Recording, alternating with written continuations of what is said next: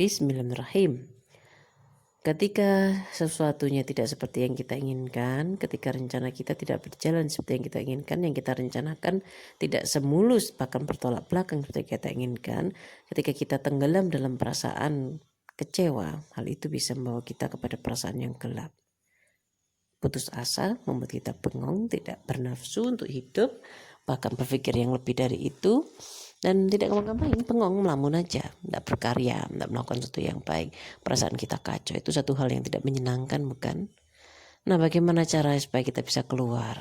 Bersyukur. Bersyukur itu adalah mengingat sesuatu yang kecil dan kita mendalamkan perasaannya sedalam-dalamnya, seperti jangkar yang kita tanam supaya perahu ini tidak bergerak.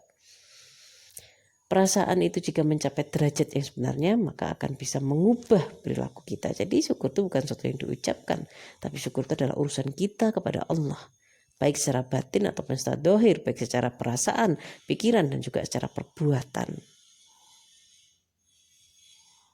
Jika kita sudah mencapai derajat syukur sebenarnya, maka ditambahkanlah nikmat Allah. Yaitu apa? Tadi kita keluar dari kegelapan. Akhirnya keputusasaan itu hilang. Matahari tidak lagi mendung, tapi matahari bersinar cerah.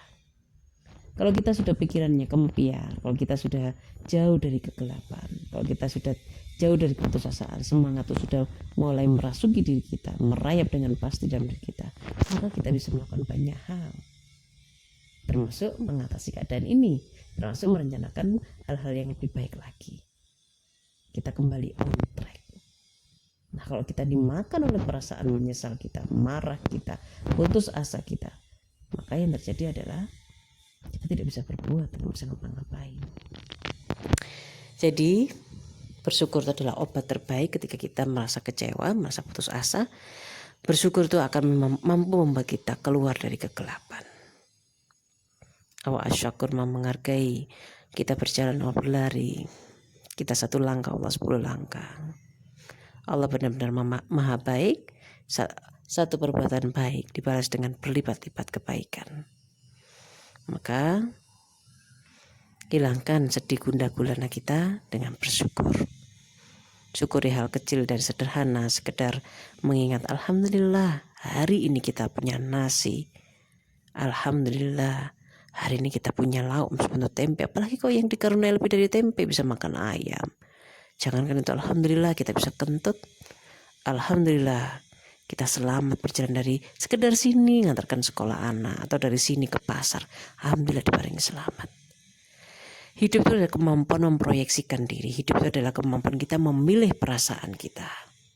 Jika kita memang mau menenggelamkan diri kita, maka kita tidak perlu bersyukur. Kita nikmati kegelapan yang datang akibat kekecewaan kita, yang membawa pada dunia yang lebih gelap lagi. Tapi jika kita memilih yang lebih baik, mau mengeluarkan diri kita dari kegelapan, maka cara terbaik adalah dengan bersyukur. Dan bersyukur adalah hal yang sangat mudah, tidak perlu biaya, sangat murah, tapi sulit dilakukan. Mudah dilakukan dalam arti itu ada, tinggal pilihan, tapi sulit ketika kita merealisasikannya. Dan semua akan menjadi mudah diawali dari innamal a'malu binniyat. Yang penting kita sudah meniatkan, maka prosesnya akan berjalan. Bagi yang sedang sedih, gundah gulana untuk semua rencana-rencana tidak seperti yang kita inginkan, tidak seperti yang diinginkan, maka bersyukurlah. Ingatlah rahmat Tuhanmu, ingatlah apa yang sudah diberikan Allah, kebaikan begitu banyak yang jika ditulis di langit, di air, di bumi, di tanah, di daratan, maka tidak akan cukup kebaikan Allah. Mari kita belajar bersyukur, mari kita hadapi kekecewaan kita, kesedihan kita, keputusasaan kita dengan bersyukur. Bersyukur, bersyukur, bersyukur. Kemampuan kita bersyukur menentukan kenikmatan hidup kita. Dimohonkan menjadi baik. Assalamualaikum warahmatullahi wabarakatuh.